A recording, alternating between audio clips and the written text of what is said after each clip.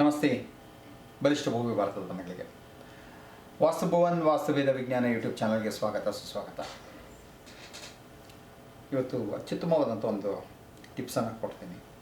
ಅದಕ್ಕೆ ಮುಂಚೆ ಒಂದೆರಡು ಪ್ರಶ್ನೆಗಳನ್ನು ತೊಗೊಂಡ್ಬಿಡ್ತೀನಿ. ಎರಡು ಪ್ರಶ್ನೆಗಳಲ್ಲಿ ಯಾವುದು ಅಂತಂದರೆ, ಒಂದು ಸೋಲಾರ್ ಪೊಸಿಷನ್ ಎಲ್ಲಿಟ್ಟರೆ ಚೆನ್ನಾಗಿರುತ್ತೆ ಅಂತ ಕೇಳ್ತಾ ಇದ್ದಾರೆ, ಮನೆಯ ಮೇಲ್ಗಡೆ ಟೆರೆಸ್ ಮೇಲೆ. ಎರಡನೇದು, ಆಯದಲ್ಲಿ ವ್ಯತ್ಯಾಸ ಆದರೆ ಏನಾಗಬಹುದು, ಆಯ ವೆರಿ ಇಂಪಾರ್ಟೆಂಟಾ ಅಂತ ಕೇಳ್ತಾ ಇದ್ದಾರೆ. Okay, right. ಫಸ್ಟ್ ಆಯನೇ ತೊಗೊಂಡ್ಬಿಡ್ತೀನಿ. ಈ ಆಯ ಅಂತಂದಾಗ ಲಾಸ್ಟ್ ಟೈಮೇ ನಿಮ್ಗೆ ಹೇಳಿದ್ದೆ ಏನು ಅಂತ ಅನ್ನೋದಾದರೆ, north to south, east to west, ಇದು ಹೇಗಿರಬೇಕು ಅಂತಂದ್ಬಿಟ್ಟು ಹೇಳಿದ್ದೀನಿ. ಏನು ಅಂತಂದರೆ 1:1, 1:25, 1:5, 1:75, 1:2. ಅಂದರೆ ಇದು ಒಂದಕ್ಕೊಂದು ಅಥವಾ ಒಂದಕ್ಕೊಂದು ಕಾಲು, ಒಂದಕ್ಕೊಂದೂವರೆ, ಒಂದಕ್ಕೆ 1.25 ಅಥವಾ 1:2, ಈ ಪ್ರಪೋರ್ಷನಲ್ಲಿ ಇರಬೇಕು. ಇವಾಗ ಫಾರ್ ಎಕ್ಸಾಂಪಲ್ ಇದನ್ನು 1 ಅಂತ ತಗೊಳ್ತೀನಿ. ಇದು 1 ಅಂತಂದರೆ ಇದು 1 ಕಾಲಾರು ಇರಬೇಕು. ಹೀಗೆ ಇದು ತಗೊಂಡಾಗ ಇದೇ 1 ಅಂತ ತಗೊಂಡಾಗ ಇದು 1.25 ಇರಬೇಕು, 1.5 ಇರಬೇಕು, ಅಥವಾ 1.75 ಇರಬೇಕು, ಅಥವಾ ಇದು 2 ಇರಬೇಕು. ಇದೇನಿರುತ್ತೆ ಅಷ್ಟು. ಇದಕ್ಕಿಂತ ಜಾಸ್ತಿ ಆಯಿತು ಅಂತಂದರೆ ಎನರ್ಜಿ ಸರಿ ಪಾಸ್ ಆಗಲ್ಲ ಅಂತ ಮುಂಚೆನೇ ಹೇಳಿದ್ದೀನಿ. ಅದೇ ರೀತಿಲಿ ಎಷ್ಟೋ ಗಾಡಿಗಳನ್ನು ಲೋಡ್ ತೊಗೊಳೋಂಥ ಗಾಡಿಗಳು ಬೇರೆ ಥರ ಡಿಸೈನ್ ಮಾಡಿರ್ತಾರೆ, ಸ್ಪೋರ್ಟ್ಸ್ ಗಾಡಿಗಳು ಒಂಥರ ಡಿಸೈನ್ ಮಾಡಿರ್ತಾರೆ, ಪ್ಯಾಸೆಂಜರ್ನ ಕರ್ಕೊಂಡು ಹೋಗೋದು ಒಂಥರ ಮಾಡಿರ್ತಾರೆ, 4 ಜನ ಕೂತ್ಕೊಳ್ಳೋದು ಒಂದು ಥರ, 7 ಜನ ಕೂತ್ಕೊಳ್ಳೋದು ಒಂಥರ, 10 ಜನ ಕೂತ್ಕೊಳ್ಳೋದು ಒಂಥರ. ಬಸ್ಗಳಲ್ಲೂ ನೋಡಿದಾಗ 35ಕ್ಕೆ ಒಂಥರ ಇರುತ್ತೆ, 18ಕ್ಕೆ ಒಂಥರ ಇರುತ್ತೆ, 54ಕ್ಕೆ ಒಂಥರ ಇರುತ್ತೆ, ಈ ರೀತಿ ಎಲ್ಲ ಇರುತ್ತಲ್ವಾ. ಆ ರೀತಿ ಯಾಕೆ ಇರ್ತಾರೆ ಅಂದರೆ ಅದು ಪ್ರಾಪರ್ ಬ್ಯಾಲೆನ್ಸ್ ಇರಬೇಕಂತ ನೋಡಿ. ಈಗ ರೈಲ್ವೆ ಬೋಗಿ ನೋಡ್ತೀವಿ, ರೈಲ್ವೆ ಕಂಪಾರ್ಟ್ಮೆಂಟ್ಗಳು ನೋಡ್ತೀವಲ್ಲ, ಒಂದೊಂದು ಕಂಪಾರ್ಟ್ಮೆಂಟ್ ಇರುತ್ತೆ, ಬಟ್ ಒಂದಕ್ಕೊಂದು ಚೈನ್ ಲಿಂಕ್ಗಳಾಗಿರ್ತದೆ, ಹೋಗ್ತಾ ಇರ್ತದೆ. ಯಾಕೆ ಹೀಗೆ ಅಂತಂದರೆ it's purely for the balancing.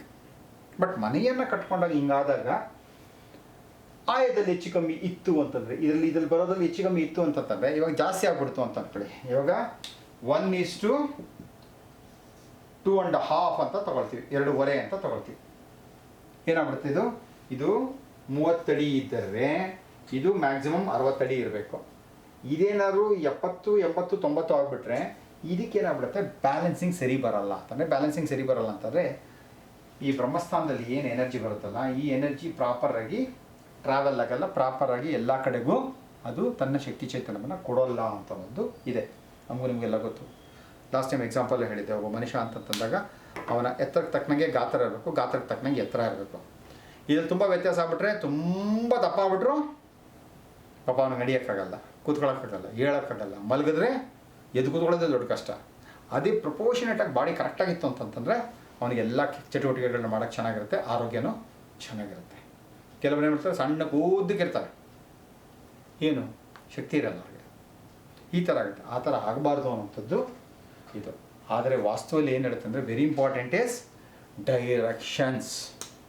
ಡೈರೆಕ್ಷನ್ಸ್ಗಳು very important. ಈ ಡೈರೆಕ್ಷನ್ಸ್ಗಳೇನಂತ, north east, south west, north east, south east, south west, north west. ಈ ಡೈರೆಕ್ಷನ್ಸ್ ಏನಿರುತ್ತಲ್ಲ, ಇದು very important. According to the north, ಈಗಾಗಲೇ ಹೇಳಿದ್ದೀನಿ, ಓದಿ ಎಪಿಸೋಡಲ್ಲಿ ಹೇಳಿದ್ದೀನಿ, ನಾರ್ತಿಗೆ ತಕ್ಕಂಗೆ ನೋಡ್ಕೊಂಡು ಇವೆಲ್ಲನೂ ಇರಬೇಕು. ಹಾಗೆಯೇ ಪಂಚಭೂತಗಳು, 5 ಎಲಿಮೆಂಟ್ಸು. 5 ಎಲಿಮೆಂಟ್ಸು ಕೂಡ ಏನೇನು, ಆಕಾಶ, ಗಾಳಿ, ಬೆಂಕಿ, ನೀರು, ಭೂಮಿ, ಇದಿಷ್ಟು ಕೂಡ ಸಮ ಪ್ರಮಾಣದಲ್ಲಿ ಇದ್ದಾಗ ಏನಾಗುತ್ತೆ ಅಂತಂದರೆ, ಪಂಚಭೂತಗಳ ಪಂಚತತ್ವಗಳು ಸರಿಯಾಗಿ ಸಮ ಪ್ರಮಾಣದಲ್ಲಿ ಮಿಳಿತ ಆಗಿ ಬರ್ತಾ ಇತ್ತು ಅಂತಂದರೆ ನಮಗೆ, ಮನೆಗೆ ಮತ್ತು ಮನೆಯಲ್ಲಿ ಇರೋಂಥವ್ರಿಗೆ ಆರೋಗ್ಯ ಚೆನ್ನಾಗಿರ್ತದೆ. ಸಿಂಪಲ್ಲಾಗಿ ತಗೋದಲ್ವ. ಈಗ ಎಲ್ಲೋ ಬಿಸಿ ತುಂಬ ಬೇಸಿಗೆ ಕಾಲದಲ್ಲಿ ಮಾಮೂಲಿ ಕಾರಲ್ಲಿ ಹೋಗೋದಕ್ಕೂ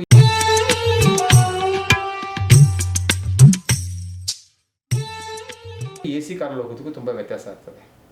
ಮಾಮೂಲಿ ಕಾರಲ್ಲಿ ಹೋಗ್ತು ಅಂದರೆ ಕಿಟಕಿ ಎಲ್ಲ ತೆಕ್ಕೊಂಡಿರ್ತೀವಿ, ಆದರೂ ಕೂಡ ನಮಗೆ ಬಾಡಿ ಕಂಫರ್ಟ್ ಇರಲ್ಲ. ಯಾಕೆಂದರೆ ಹೊರಗಿಂದ ಬರ್ತಾರಂಥ ಆ ಬಿಸಿಲು, ಆ ಹಬೆ, ಆ ಧೂಳು, ಇವೆಲ್ಲ ಸೇರ್ಕೊಂಡು ಏನಾಗ್ಬಿಡುತ್ತೆ ನನಗೆ, ನಾನು ಒಂದಿನಕ್ಕೆ 500 ಕಿಲೋಮೀಟ್ರ್ ಓಡಿಸೋನಿಗೆ 250-300 ಕಿಲೋಮೀಟ್ರ್ ಓಡಿಸೋದು ಸುಸ್ತಾಗ್ಬಿಡ್ತಾರೆ. ಅದೇ AC ಕಾರಲ್ಲಿ ಆಯಿತು ಅಂತಂತಾರೆ ಏನಾಗುತ್ತೆ, ನನಗೆ ಕಂಫರ್ಟ್ ಇರ್ತದೆ. ಬಾಡಿ ಒಳಗಡೆಗೆ ಒಂದು ಬಾಡಿ ಟೆಂಪ್ರೇಚರ್ನ ಮೇಂಟೈನ್ ಮಾಡ್ಕೋಬೋದು, ಧೂಳಿರಲ್ಲ, ಗಲೀಜಿರಲ್ಲ, ಶಬ್ದ ಮಾಲಿನ್ಯ ಕಡಿಮೆ ಇರ್ತದೆ. ಹಾಗಿದ್ದಾಗ ಏನು ಮಾಡ್ಬೋದು, ಅವನು 500 ಕಿಲೋಮೀಟ್ರನ್ನ ಓಡಿಸ್ಬೋದು. ಅದೇ ರೀತಿ ಒಂದು ಮನೆ ಅಂತ ತಂದಾಗ 5 ಎಲಿಮೆಂಟ್ಸ್ ವೆರಿ ಇಂಪಾರ್ಟೆಂಟ್, ಪಂಚಭೂತಗಳು ವೆರಿ ಇಂಪಾರ್ಟೆಂಟು. ಸೊ ಇದರಲ್ಲಿ ಸ್ವಲ್ಪ ಹೆಚ್ಚು ಕಮ್ಮಿ ಆದರೂ ನಡೀತದೆ. ಬಟ್ ತುಂಬ ಆಯಿತು ಅಂತ ನನಗೆ ಹೇಳಿದಲ್ಲ, ಈಗ 30ಕ್ಕೆ 60 ತನಕ ಓಕೆ, 60ರಿಂದ 65 70 ಬಂತು ಓಕೆ, ಸ್ವಲ್ಪ ಆಯಿತು. ಅದೇ 90 100 ಹೋಗ್ಬಿಟ್ರೆ ಸರಿ ಹೋಗಲ್ಲ. ಬಟ್ ಅಲ್ಲಿ ಏನಾಗುತ್ತೆ ಅಂದರೆ ಇದನ್ನು ನೋಡಬೇಕಾಯ್ತು, ಪಂಚಭೂತಗಳನ್ನು ಸರಿಯಾಗಿ ಪಂಚಭೂತಗಳ ಸ್ಥಳದಲ್ಲಿ ಯಾವುದ್ಯಾವುದನ್ನು ಎಲ್ಲೆಲ್ಲಿ ಇಡಬೇಕು, ಯಾರ್ಯಾರು ಎಲ್ಲೆಲ್ಲಿ ಇರಬೇಕು, ಯಾರ್ಯಾರು ಎಲ್ಲೆಲ್ಲಿ ಏನೇನು ಕೆಲಸಗಳನ್ನು ಮಾಡಬೇಕು ಅಂತ ಅರಿವಿತ್ತು ಅಂತಂದರೆ ಇದಕ್ಕಿಂತ ಅದು ಬೆಟ್ರಾಗಿ ಇರುತ್ತೆ. ಓಕೆ, ಸೊ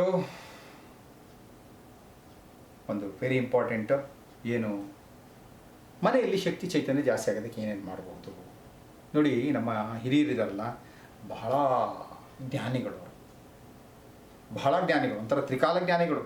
ಹಿಂದೇನಾಯಿತು ಮುಂದೇನಾಯಿತು ಈಗೇನಾಗುತ್ತೆ ಅದೇ ಹೇಳ್ತಾರೆ. ಇವತ್ತೇನು ಮಾಡ್ತಿರೋ ಅದಕ್ಕೆ ತಕ್ಕಂಗೆ ಮುಂದಾಗುತ್ತೆ ಅನ್ನೋದನ್ನು ಹೇಳ್ತಾ ಇದ್ರು. ಹೆಂಗೆ ಅವ್ರಿಗೆಲ್ಲ ಅಷ್ಟು ಚೆನ್ನಾಗಿ ಗೊತ್ತಾಗ್ತಿತ್ತು, ಮಾಡ್ತಾಯಿದ್ರು. ಇವತ್ತಿನ ಥರ ಮೊಬೈಲ್ ಇಲ್ಲ, ಗೂಗಲ್ ಇಲ್ಲ, ಯೂಟ್ಯೂಬ್ ಇಲ್ಲ, ವಾಟ್ಸಪ್ ಇಲ್ಲ, ಫೇಸ್ಬುಕ್ ಇಲ್ಲ, ಟ್ವಿಟ್ಟರ್ ಇಲ್ಲ, ಇನ್ಸ್ಟಾಗ್ರಾಮ್ ಇಲ್ಲ, ಏನೂ ಇಲ್ಲ. ಆದರೂ ಕೂಡ ಆ ಜನಗಳಿಗೆ ಆ ಇಂಟ್ಯೂಷನ್ ಅನ್ನೋದು ಏನು ಇರುತ್ತಲ್ಲ, ಆ ಪ್ರಜ್ಞಾವಂತಿಕೆ ಇರೋದಲ್ಲ, ಅದು ಯಾಕೆ ಬರ್ತಾಯಿತ್ತು ನಮ್ಮ ಹಿರಿಯರಲ್ಲಿ ಅಷ್ಟು ಚೆನ್ನಾಗಿ ಬರ್ತಾಯಿತ್ತು ಅಂತಂದಾಗ ಅದನ್ನೆಲ್ಲ ಸ್ಟಡಿ ಮಾಡ್ತಾ ಹೋದಾಗ ನನಗೆ ಅರ್ಥ ಆಗಿತ್ತು. ಪ್ಲಸ್ ನಾನು ಬೇರೆ ಬೇರೆ ಕೋರ್ಸ್ಗಳಲ್ಲಿ ಮಾಡಿದಾಗಲೂ ಅರ್ಥ ಆಗಿತ್ತು. ಏನು ಅಂತಂದರೆ ಆ ಮನೆಯಲ್ಲಿ ಒಂದು ಪಾಸಿಟಿವ್ ವೈಬ್ರೇಷನನ್ನು ತರೋದಕ್ಕೆ ಏನೆಲ್ಲ ಮಾಡಬಹುದು ಅಂತಂದಾಗ, ಆಗಿನ ಕಾಲದಲ್ಲಿ ನೋಡಿ ಎಲ್ಲ ಮನೆಗಳು, ಸಾಕಷ್ಟು ಮನೆಗಳಲ್ಲಿ ಏನು ಮಾಡೋರು ಅಂತಂದರೆ ಬೆಳಗಿನ ಹೊತ್ತು ಪ್ರಾರ್ಥನೆಯನ್ನು ಮಾಡುವಂಥವ್ರು, ಓಂಕಾರ ಜಪವನ್ನು ಮಾಡೋರು, ನಾಮ ಜಪವನ್ನು ಮಾಡೋರು, ಭಗವಂತನ ನಾಮ ಜಪವನ್ನು ಮಾಡೋರು.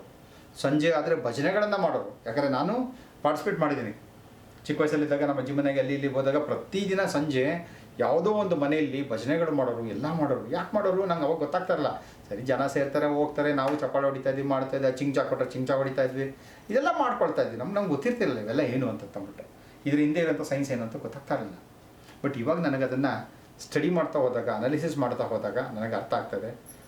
There is a great science in the vibration. ಯಾವ ವೈಬ್ರೇಷನ್ನು, ಒಳ್ಳೊಳ್ಳೊಳ್ಳೆ ಮ್ಯೂಸಿಕನ್ನು ಕೇಳ್ತಾ ಇದ್ರೆ ಏನಾಗುತ್ತೆ, ವೈಬ್ರೇಷನ್ ಶುರು ಆಗುತ್ತೆ. ಆ ಮನೆಯಲ್ಲಿ ಒಳ್ಳೆ ಪಾಸಿಟಿವ್ ವೈಬ್ರೇಷನ್ ಬರೋಕ್ಕೆ ಶುರು ಆಗುತ್ತೆ.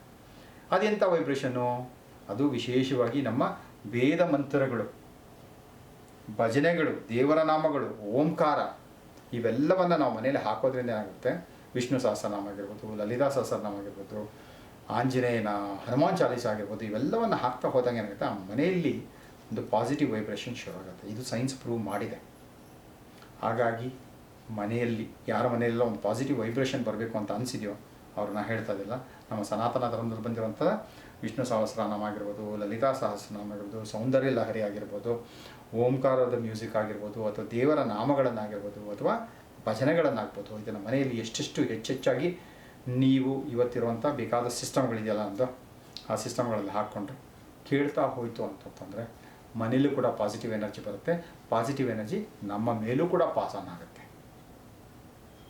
ಓಕೆ, ಇದನ್ನು ಮಾಡ್ಕೊಂಡಿದ್ರೆ ನಮಗೆ ಪಾಸಿಟಿವ್ ಎನರ್ಜಿ ಬಂತಂದರೆ ನಾವು ಜೀವನದಲ್ಲಿ ಪಾಸಿಟಿವ್ ಆಗಿರ್ತೀವಿ ಅಲ್ವಾ. ಮಾಡ್ಕೊಳ್ಳೋಣ ಅಲ್ವಾ, ಈ ಟಿಪ್ಸನ್ನು ಫಾಲೋ ಮಾಡೋಣ ಅಲ್ವಾ. ನಾನು ನನ್ನ ಆಫೀಸಲ್ಲೂ ಕೂಡ ಹಾಕ್ತಾ ಇರ್ತೀನಿ ಆಗಾಗ. ಓಕೆ, ಮನೆಯಲ್ಲೂ ಕೂಡ ಹಾಕ್ತಾ ಇರ್ತೀವಿ. ಬೆಳಗ್ಗೆತ್ತು ನಾವು ಅವ್ರವ್ರ ಕೆಲಸ ಅವ್ರು ಮಾಡ್ಕೋಬೇಕಾದ್ರೆ ಒಂದಷ್ಟು ದೇವ್ರ ನಾಮಗಳನ್ನು ಹಾಕಿರ್ತೀವಿ, ಕೇಳ್ಕೊತಾ ಇರ್ತೀವಿ, ಮಾಡ್ತಾ ಇರ್ತೀವಿ.